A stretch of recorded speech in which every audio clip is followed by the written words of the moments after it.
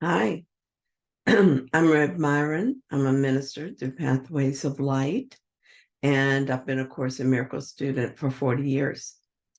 I'm going through the text again this year, reading it a paragraph at a time and asking Jesus to clarify for me.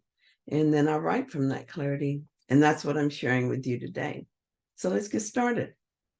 We're on chapter 5, section 3, the guide to salvation. And today we're going to read the last two paragraphs in this section. So paragraph 10 says, the Holy Spirit is a perfect teacher. He uses only what your mind already understands to teach you that you do not understand it. The Holy Spirit can deal with a reluctant learner without going counter to his mind because part of it is still for God. Despite the ego's attempts to conceal this part, it is still much stronger than the ego, although the ego does not recognize it. The Holy Spirit recognizes it perfectly because it is his own dwelling place, the place in the mind where he is at home. You're at home there too, because it's a place of peace, and peace is of God. You who are part of God are not at home except in his peace. If peace is eternal, you're at home only in eternity. I understand what is being said about the Holy Spirit using only what my mind already understands to teach me that I do not understand it. When I was working, I did this all the time with my customers. A big part of my job was to provide technical assistance. But if my operator was wrong about what he thought needed to be done, and I told him that he was wrong, he might have gone into a defensive mode. Then he would not have been open to hearing what I had to say.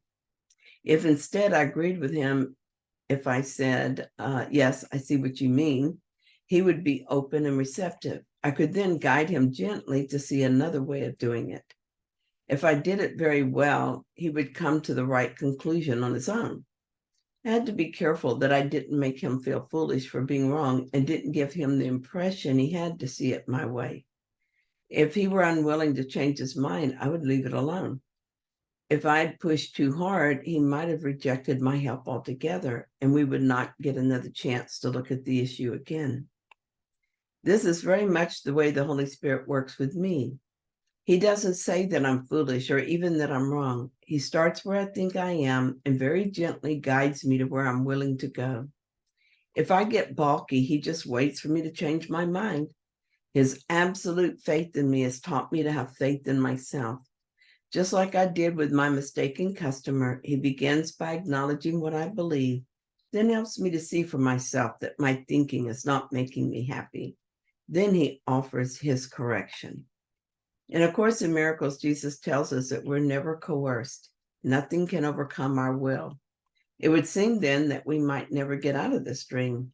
Because we believe in it, it is our will to be here. How does the Holy Spirit get past us without overcoming our will?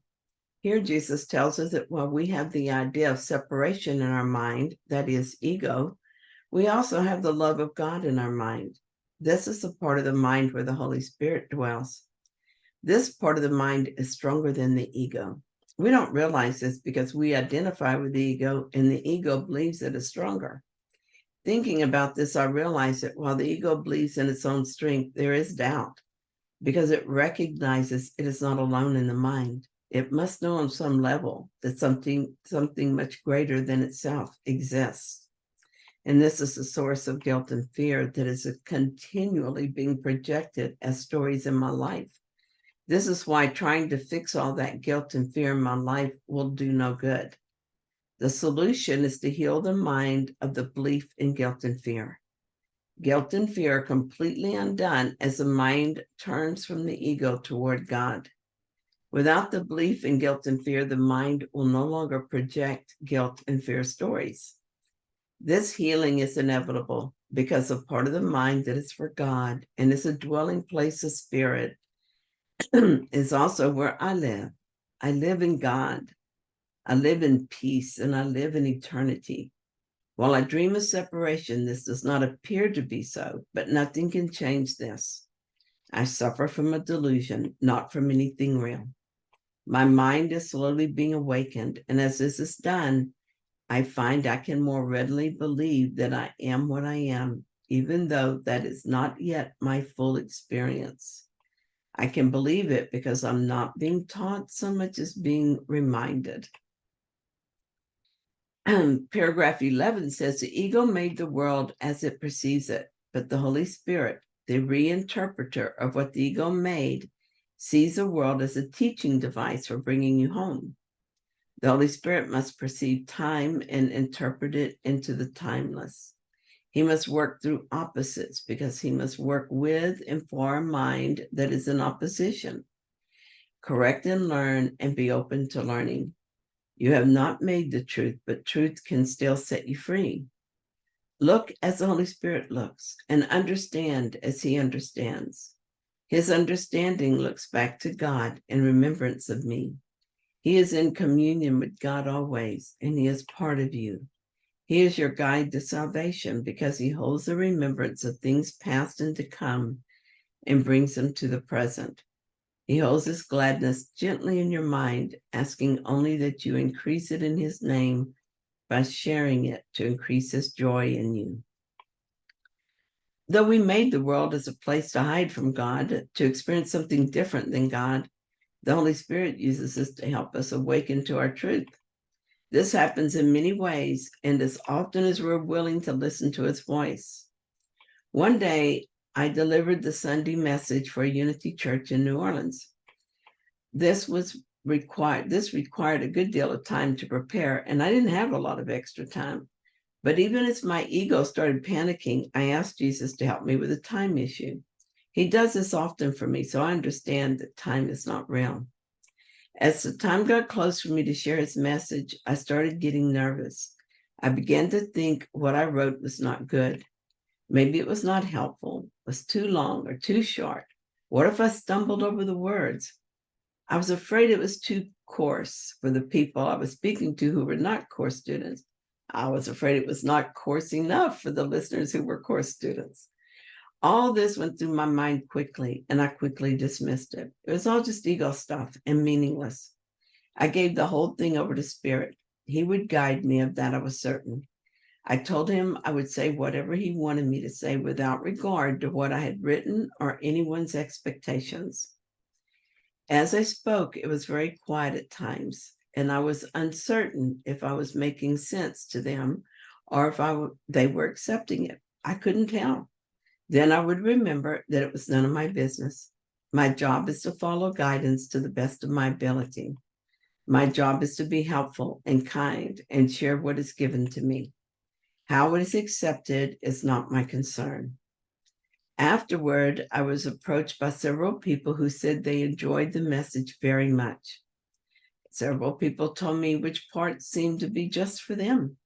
One woman told me that my story about my daughter was perfect for her because she was going through the same thing. She was so grateful to have heard about my experience.